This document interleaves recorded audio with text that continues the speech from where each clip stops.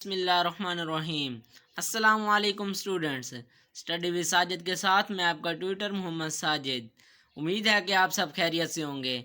आज के इस लेक्चर में हम स्टडी करने जा रहे हैं second year class math unit number 2। हमारे पास है जी डेरिवेटिव्स।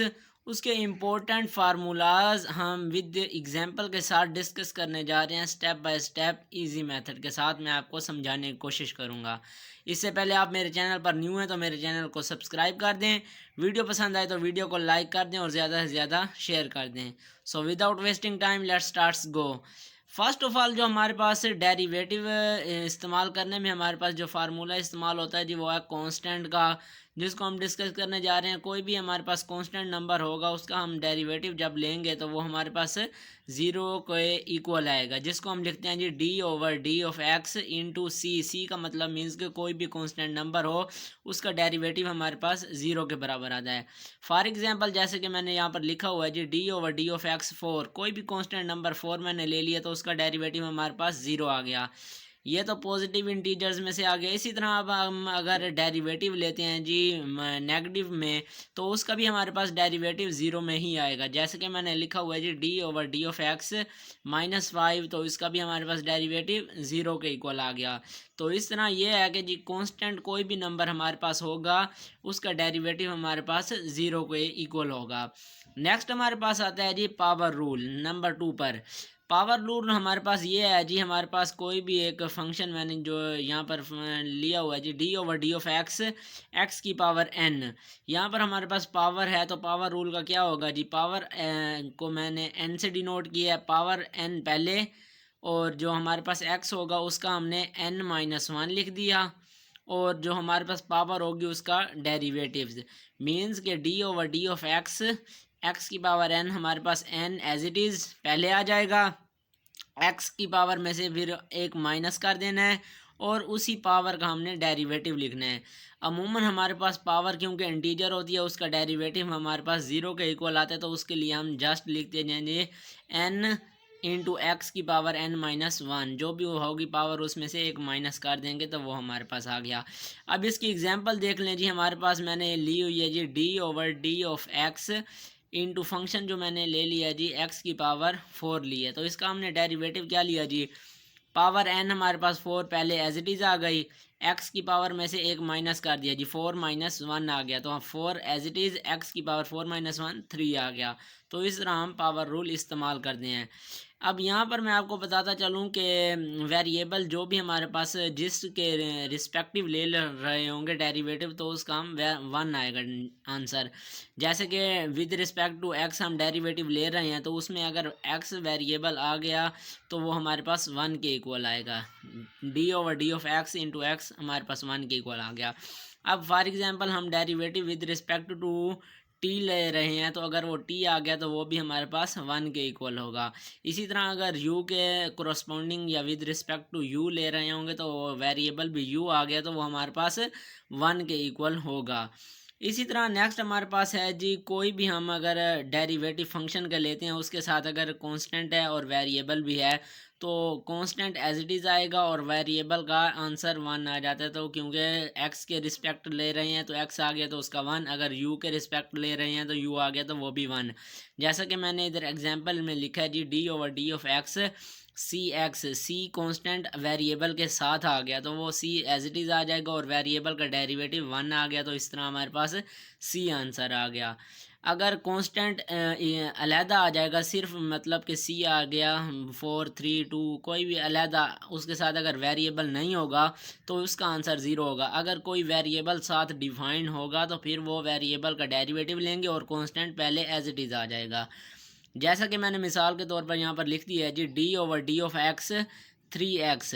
अब 3x हमारे पास एक फंक्शन है उसमें 3 कांस्टेंट है और x वेरिएबल है, तो कांस्टेंट मैंने पहले एज इट इज़ लिख दिया, x का डेरिवेटिव हमारे पास विद रिस्पेक्ट टू x है तो 1 आ गया, 3 इंटू 1 3 हमारे पास ये आंसर आ गया।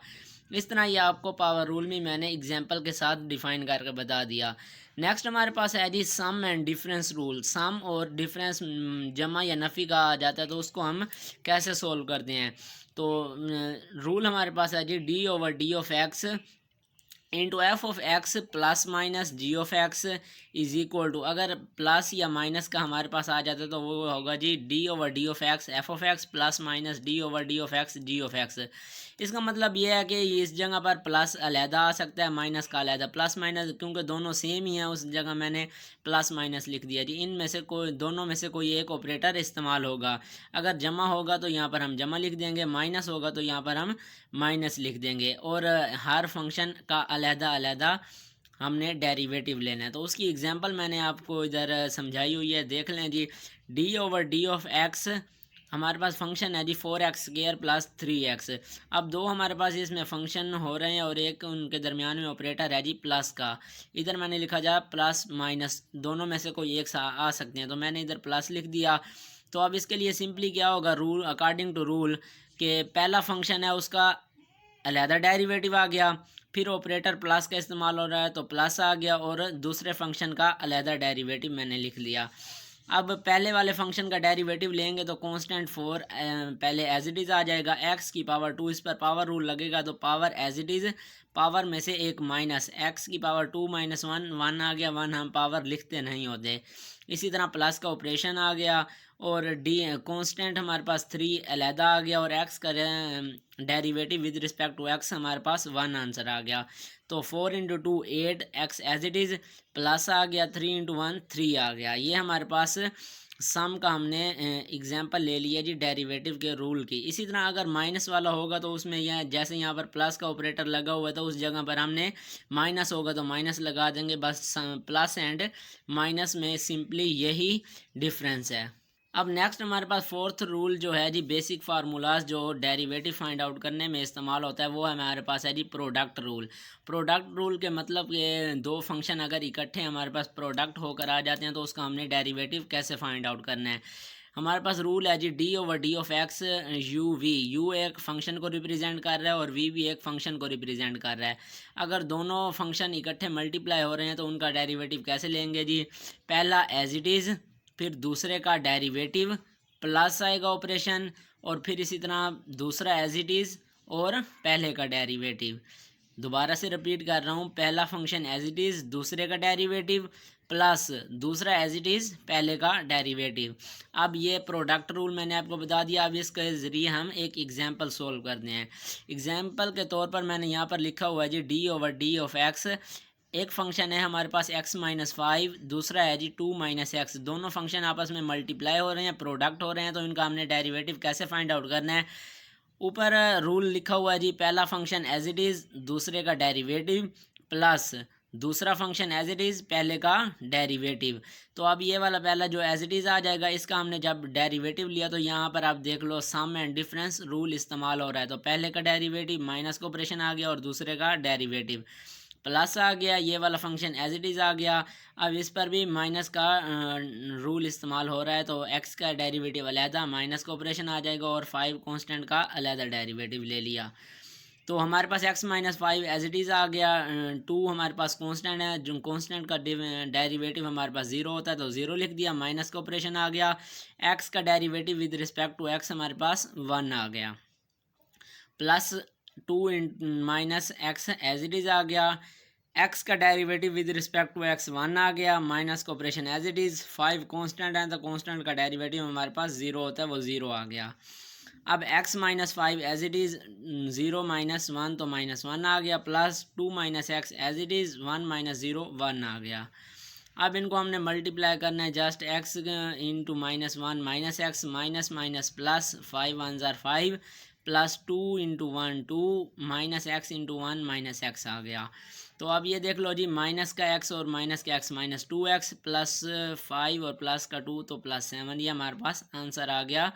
एक प्रोडक्ट रूल का मैंने आपको एग्जांपल के साथ समझा दिया। इस तरह हमने डेरिवेटिव फाइंड आउट करना है। प्रोडक्ट रूल्स का मीन्स कि कोई भी फंक्शन प्रोडक्ट में आ जाए तो उनको हमने इस तरह फाइंड आउट करना है। नेक्स्ट अब हमारे पास जो बेसिक लास्ट वाला रह गया जी, वो हमारे पास है जी डिवाइड, जिसको हम क्वोशंट रूल बोलते हैं। डिवीजन वाला आ गया जी, उसको हम क्वोशंट रूल बोलते हैं। उसका हमने डेरिवेटिव कैसे फाइंड आउट करना है। रूल हमारे पास है जी D over D of x, du/v, मतलब कि दो फंक्शंस आपस में डिवाइड हो रहे हैं तो उनका हमने डेरिवेटिव कैसे लेना है।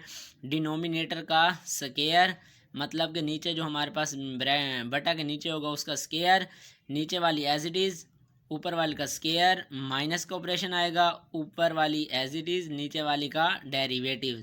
मतलब ये कि डिनोमिनेटर का स्क्वायर लेना है, ऊपर भी डिनोमिनेटर एज इट इज़, और फिर नोमिनेटर का स्क्वायर, माइनस का ऑपरेशन आएगा, नोमिनेटर एज इट इज़ और डिनोमिनेटर का डेरिवेटिव।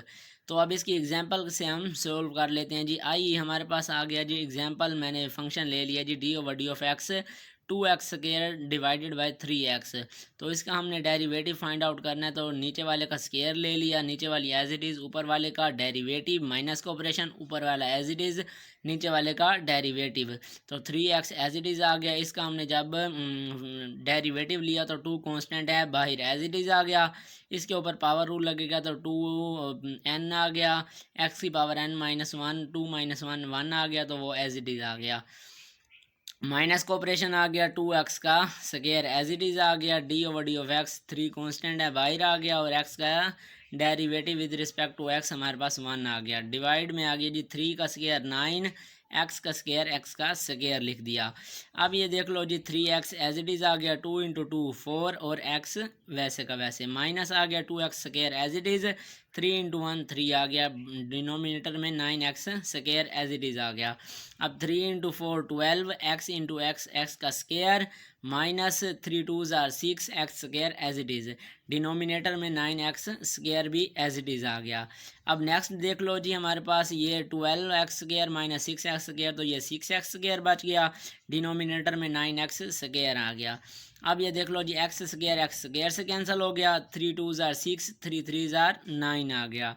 तो ये हमारे पास सिंपली बच गया जी 2/3, जो हमारे पास इसका आंसर आ गया। ये हमारे पास क्वेश्चन रूल भी सोल्व हो गया कि कोई भी दो फंक्शन अगर डिवाइड हो रहे हैं तो उनका हमने डेरिवेटिव लेना होगा, तो वो भी हम इजीली आसानी के साथ डेरिवेटिव फाइंड आउट कर सकते हैं। तो इस तरह मैंने ये डेरिवेटिव के आपको सिंपल जो रूल्स थे, फार्मूलाज थे, वो आपको समझा दिए, जो कि आपको डेरिवेटिव फाइंड आउट करने में मददगार साबित होंगे। तो इस तरह ये आज का हमारा लेक्चर कंप्लीट हुआ। मिलते हैं नेक्स्ट लेक्चर में, तब तक के लिए अल्लाह हाफिज़।